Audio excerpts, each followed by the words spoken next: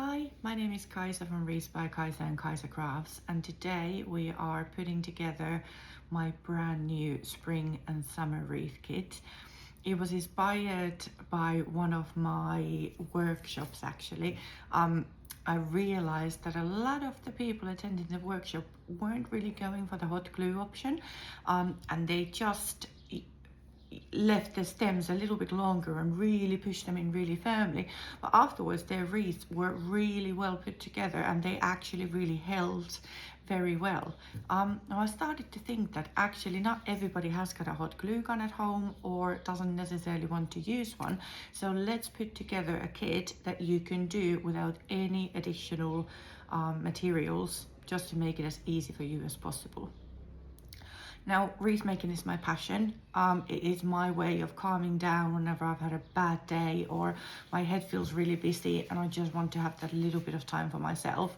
So today is all about having fun. It's not about necessarily following a strict pattern and thinking about this is exactly how you put the wreath together.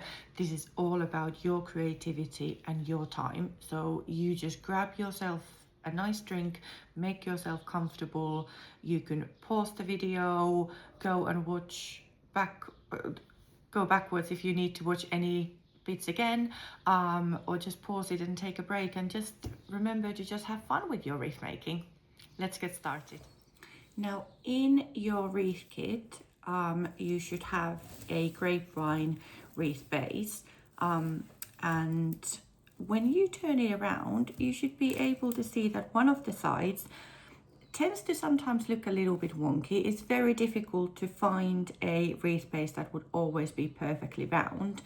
And when I look at this and I lift it up, I can see that there's a tiny little notch here. So it looks slightly off-centered. So what I'm gonna do, I'm gonna cover this part with the wonkiness with the flowers. So by the time we're finished with it, nobody will even notice that there's any kind of wonkiness to it. Now, I always like to start off with foliage. That's always a good call. So this is your flocked eucalyptus, and this is then your normal eucalyptus stems. Either one of these will be a good starting point. So I'm gonna start here at the top corner. And what I'm going to do, I am just going to just push in the eucalyptus into the base. And as you can see, you've already got some floral wire here around the base. So these are really good ones to use as tying the materials down as well. So I've got a little bit, I've done that stem there. And then I'm going to put just the normal eucalyptus next to it, so that this is sort of like the top corner of my wreath. And again, I'm just going to push it in there into the base. Now, if you feel that you're not getting a good enough grip, or like that these are too loose, I've also given you a little bit of floral wire in your kits. You can just use normal scissors to cut this. I've got wire cutters, but just use normal scissors. Just bear in mind that they will get a little bit blunt. But I'm gonna cut this and I will just show you. You can just add a little bit of wire here.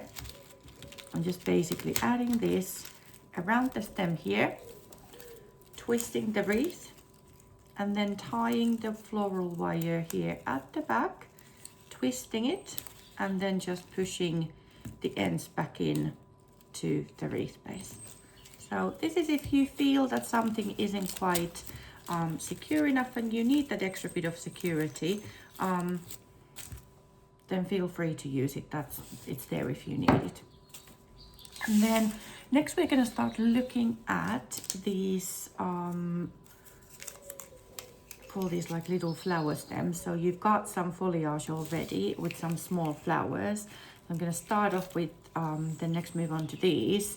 If this bit is quite long, just twist it ever so slightly so that there's a little bend to it, so that then when you go and poke it in, it doesn't come out from the other side, from the back.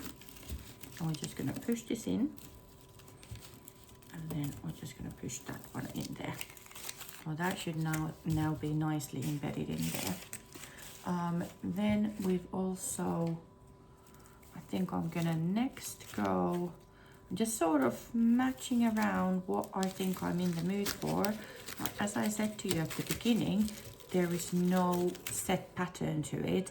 The only pattern is that there's certain parts that I always want to make sure that I've got some foliage at the top, because it's sort of like a really good, nice starting point.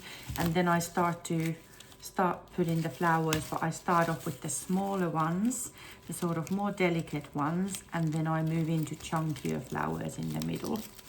So I'm just trying to find a good place for this little flower here, and I think actually that will work. And then some foliage here again on the outskirts. I'm wondering, I feel like there's a tiny bit of too much foliage here, so I'm actually thinking that I might just push in one of these roses here on top of this smaller flower, just because I feel like there's a teeny tiny gap there. That's much better. I like it that way. Perfect. When it comes to the tulips, these have already got some leaves attached to them. If you don't want to use them, you can just pull them out and just chuck them, or you can utilize them if you want and you just use them as part of your design in the wreath. So as I said, you can see I've started off making it with some of the smaller flowers and more delicate flowers at the top. We've still got a little bit of way to go before, well, actually, I think actually the hydrangea might look really nice here. If I just use one bunch here, and then I can carry on lower. I'm also going to show you with the hydrangea. So again, if you feel that you need more securement to it, grab some floral wire and you can wrap this around here, around the base first, like this. And then the same thing that I showed you before, you put it on top and you just tie it at the back. Okay, so now we've got the hydrangea here.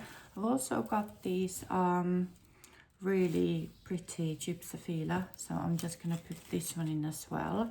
And again, I'm going with a little bit of foliage here to the edge. I'll turn this around so you see better what I'm doing in this angle. And you might actually find that you've got far too many flowers, which is a good problem to have. So if you feel that actually there's too many, you don't need to use all of these. But again, it's all part of that creative process. And what do you want your wreath to look like in the end? What do you think works out the best? If you put something in and then 2 seconds later you think, oh, that doesn't work, you can just pull it out and just readjust it. That is what most wreath makers do all the time anyway. It's very rare that anyone would ever just create this perfect creation on the first go and never come back to it or never do any changes. So don't be afraid of doing something and then thinking afterwards, actually that doesn't work, or I want to make some changes.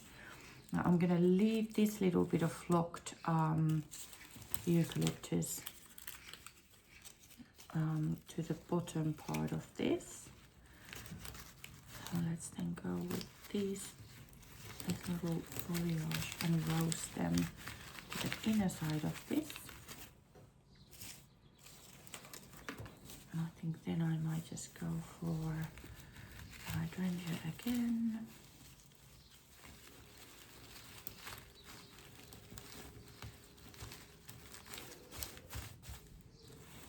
Yeah, I like that.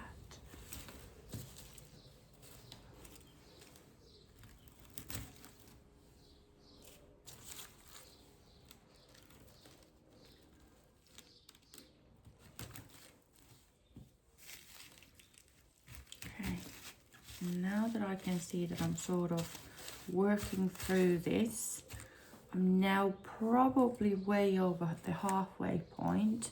So what I'm gonna do at this stage, I'm gonna turn this around. So now I'm gonna start putting in my foliage from this angle and my flowers from this angle. Because by doing this, we are then gonna create like a nice even bottom part to the wreath as well.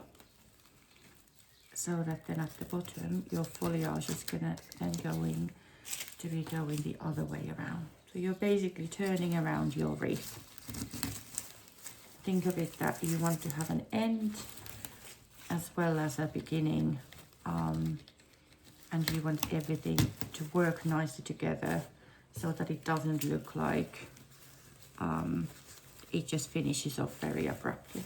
And now I'm actually gonna take this one out and I'm gonna move it to go in from the other side, just because I think it's gonna blend in a lot nicer this way around. Let's then go for the tulip from this end.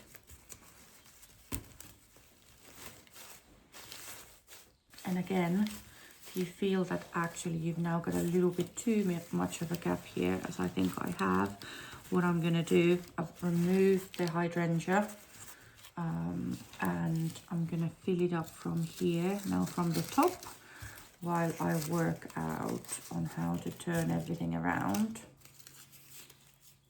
so that it will all work together in the end. So we can actually go for this one here. And that one now fills up that gap really, really nicely. And I think now we're gonna try and do the hydrangea again, but we're now gonna go from a different angle. So we're now gonna go from, actually I'm gonna do what I showed you earlier, because there isn't really enough space there.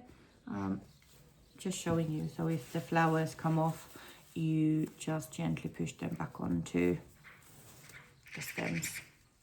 So don't worry about that, that can happen. And let's then go and move this one. And I tie it around at the back. I just want to sort of gently use this wire here to push it in there.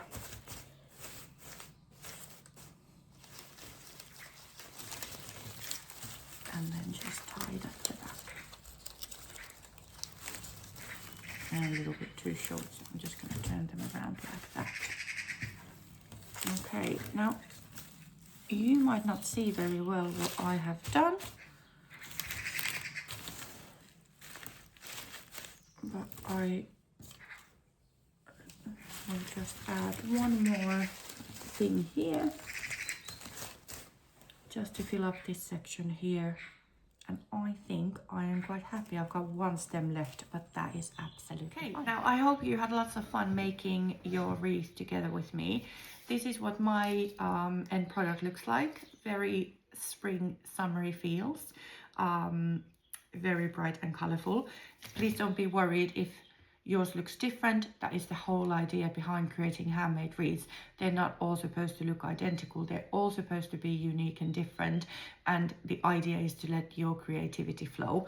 It's also sometimes people order the kits in different colors. So obviously this is just done with one set of colors. So your flowers might look different, and your color, they might look different. So once we're finished, I am just going to quickly spray the flowers with some hairspray. This just adds a protective spray against the elements. I find that it helps my wreaths last longer. And then in your kits, you've got some jute twine. So two ways to do this is you just loop it around, hang it like this, or you put the string through there. And that should now be it and ready to hang on your door. I really hope you enjoyed making this, and I hope to see you again soon. Thank you.